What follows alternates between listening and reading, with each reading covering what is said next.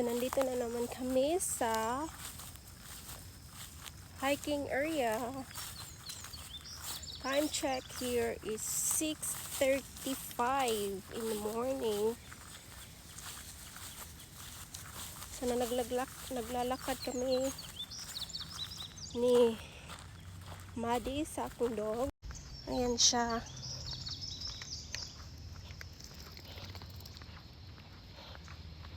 Pauwi na kami kasi nagugutom ako eh.